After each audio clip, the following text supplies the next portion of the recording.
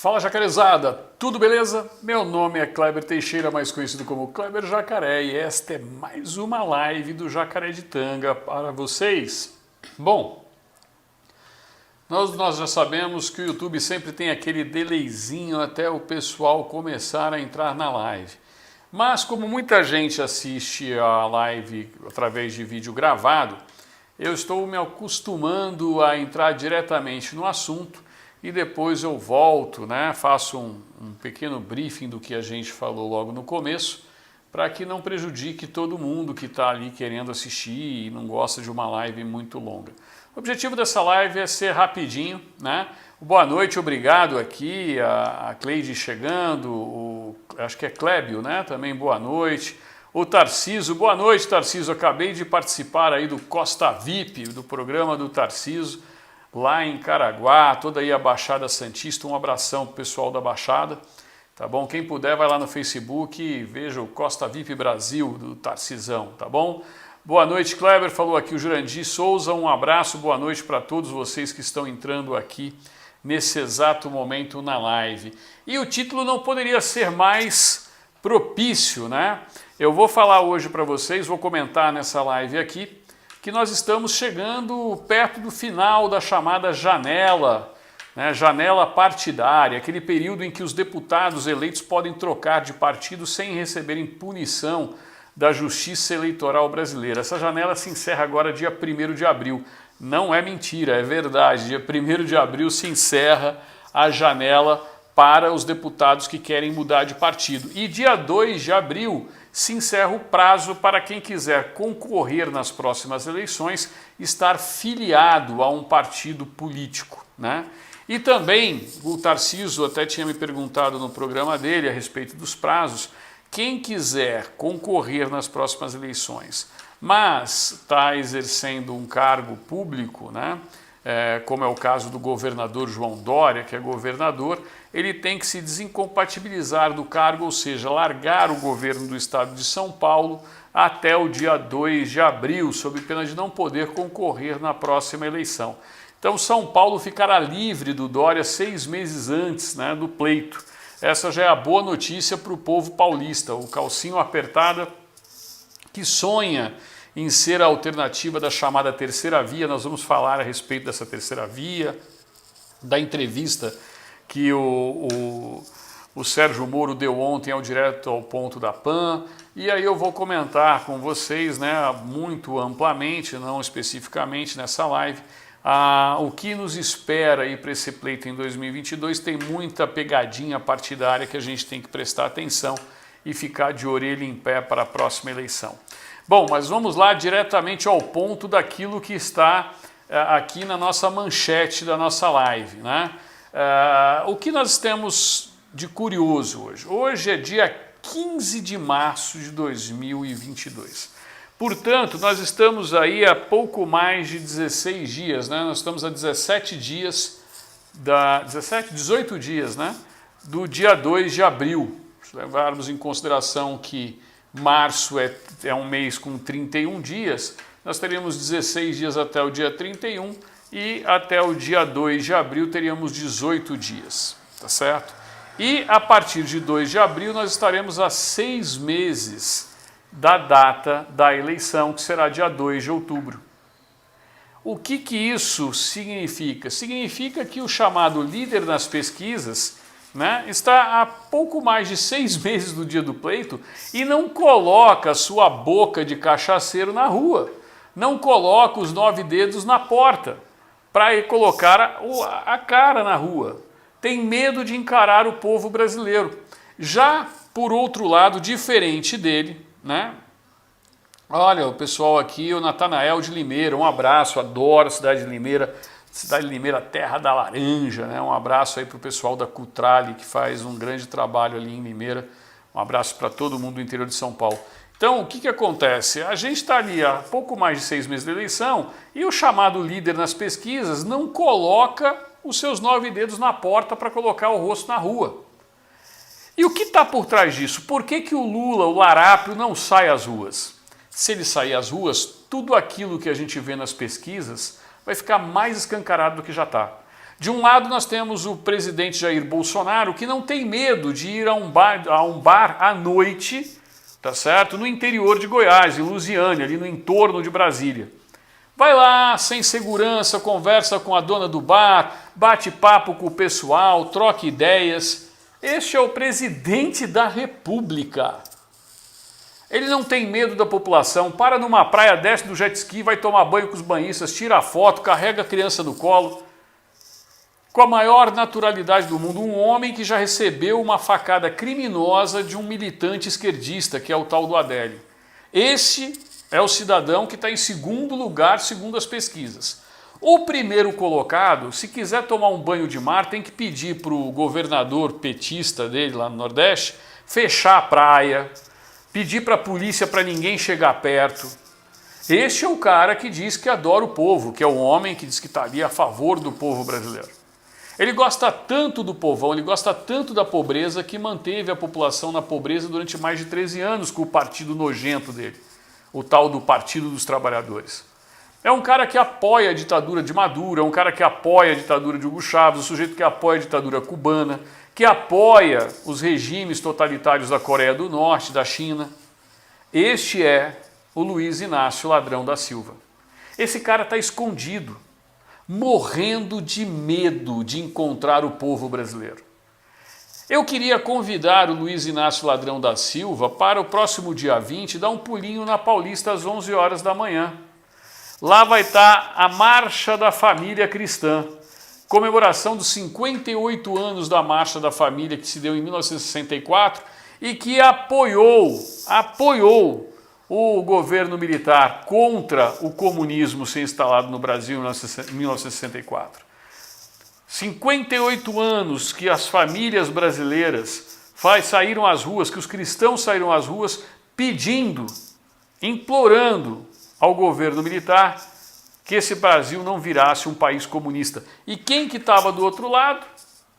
A turminha do Lula, né? A turminha do José Dirceu, que depois assumiu o governo, e o João Batista de Oliveira Figueiredo falava, antes de entregar o governo aos civis: vocês terão saudade dos militares. E essa foi uma triste realidade.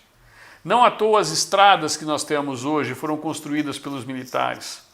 Grande parte da infraestrutura dos portos construída pelos militares. E esses caras, quando pegaram o poder, desde a época lá do Sarney, desde a época do Tancredo Neves, que chegou sequer a assumir, desde aquela época, o que virou o nosso Brasil? Agora, um homem assumiu em 2018 contra tudo e contra todos, contra todo esse sistema que aí está. E essa pessoa vem lutando bravamente, no meio de pandemia, tentaram fazer de tudo, colocaram o tal do Omar Aziz como presidente de uma CPI. Sujeito que queria transparecer que era isento. E quem estava ao lado dele? Renan Calheiros e a gazela saltitante do Randolfo Rodrigues. Fizeram de tudo para querer encontrar, durante a tal da CPI, né, uma culpabilidade em relação ao presidente Bolsonaro. Deram com os burros na água, literalmente falando. E agora, nesta semana, mais precisamente ontem, Omar Aziz declara que o candidato dele a presidente da República é o Luiz Inácio Lula da Silva. Eu gostei de uma postagem da Ana Paula Henkel.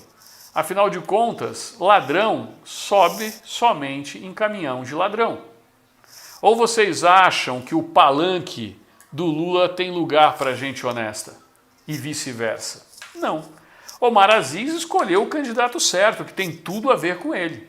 Não à toa a esposa já foi detida, responde a processos em relação à corrupção da saúde do Amazonas, mas é o cara que posa de santo. É um sujeito que abafou na CPI tudo o que era investigação que deveria ser feita em relação aos governadores corruptos desse país. E Bolsonaro estava lá, firme e forte. Rede Globo em cima, os caras batendo em cima e não conseguiram trazer um A contra o presidente da República. Um A. A tal ponto do próprio Procurador-Geral da República, né, ironizar o relatório dessa CPI do circo.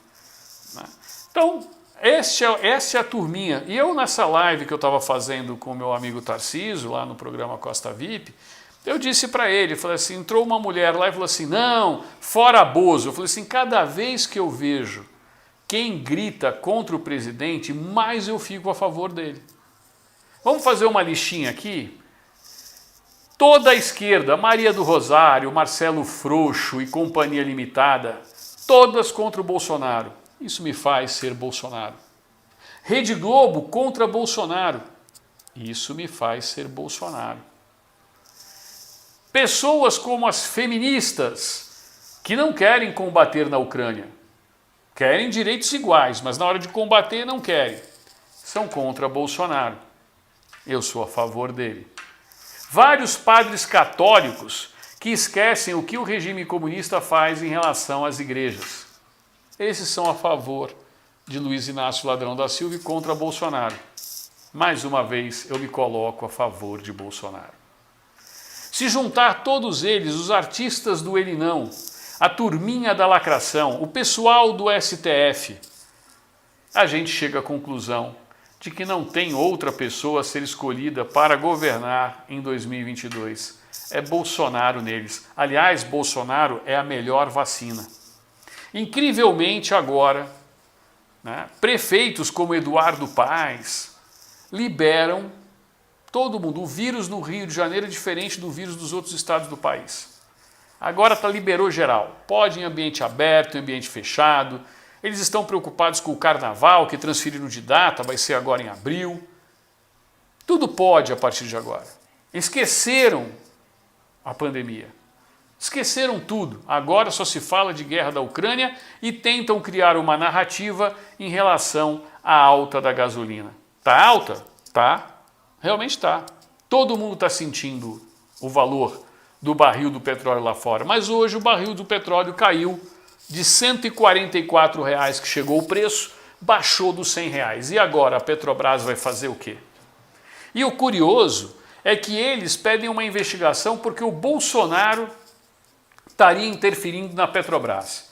E acusam o presidente, tá certo? Pelo preço do combustível. Portanto, se o presidente fizer algo em relação à Petrobras, que é a intenção do PT, sempre eles sonharam com isso, intervir na empresa, tacar o dedo onde não se deve se meter. Aí vem a denúncia do TCU. Mas, se o Bolsonaro disser, como ele realmente faz, e está correto, o ministro Paulo Guedes está correto, a Petrobras é uma empresa pública, mas de capital aberto na Bolsa de Nova York, e até hoje nós estamos pagando pelos erros cometidos durante o governo Dilma. Cadê o dinheiro gasto na tal da refinaria de Passadina, petistas? A de Abreu e Lima.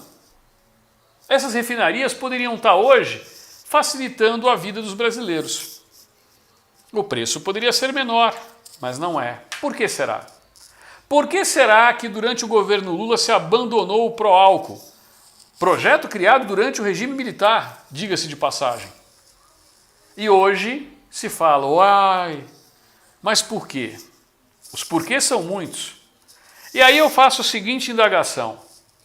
Cadê os governadores de estado? As alíquotas de ICMS continuaram a mesma. Eu vou fazer aqui um exercício para quem não entende muito a respeito disso. 20% sobre R$10 são R$2. 20% sobre R$5 é R$1.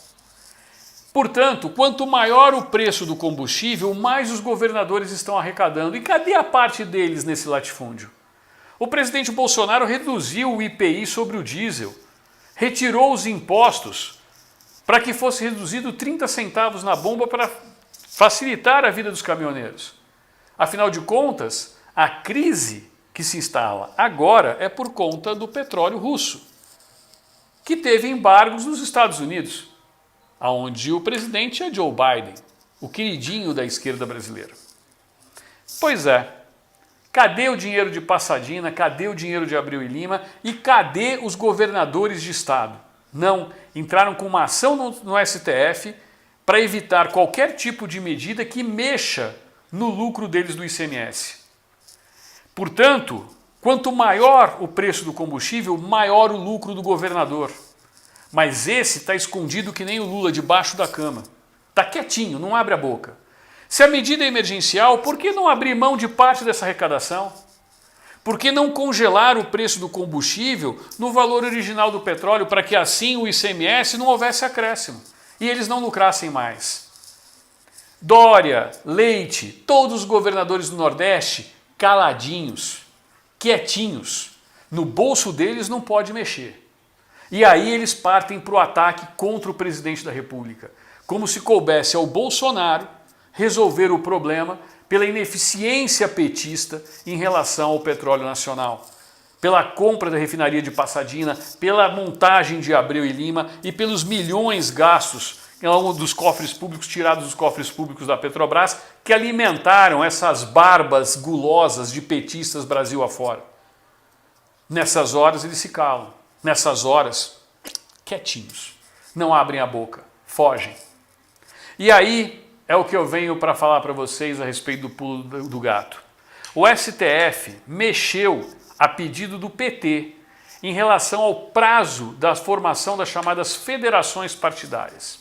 Vocês sabiam que as pessoas que podem escolher o partido A agora, porque o partido supostamente apoia o presidente da República, podem se decepcionar um mês depois, porque esse partido pode se federalizar com um partido que não seja apoiador do Bolsonaro, por exemplo?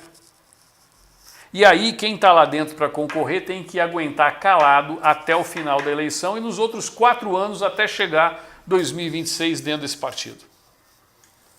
Mais uma vez o pulo do gato. Mas eles não sossegam aí. A última agora estão preocupados em quem pagou as despesas do vereador Carlos Bolsonaro. Primeiro tentaram dizer que ele estava furando o seu trabalho na Câmara, na Câmara de Vereadores, que ele viajou e deveria estar prestando serviço. Acontece que ele estava licenciado da Câmara e estava com o aval da presidência da Câmara e da mesa da Câmara de Vereadores do Rio de Janeiro. Deram com os burros na água, literalmente falando. Aí não conseguiram nada. Agora a última é quem pagou as despesas do vereador Bolsonaro. Como se o presidente da República não tivesse autonomia de levar quem quiser na sua comitiva. Mas o vereador Carlos Bolsonaro é filho do presidente. Isso para eles é um pecado. Mas alguém se lembra da amante do Lula que viajava o mundo no Aerolula? Esqueceram os petistas da chamada Rose? A amante do Lula, aquela que dormia com ele nas viagens presidenciais, enquanto a primeira-dama, já falecida Marisa Letícia, fazia suas palestras de Avon e ficava rica Brasil afora como vendedora da Avon? Esqueceram disso? Não. Naquela ocasião, onde estava o TCU, onde estava o Ministério Público, onde estava a Rede Globo? Todos quietinhos, assim como o Lula hoje debaixo da cama. Mas ninguém abriu a boca para falar disso. Mas o vereador Carlos Bolsonaro é um problema ele estar na comitiva, afinal de contas ele é filho, esse é o grande pecado. Ele é filho do presidente da República.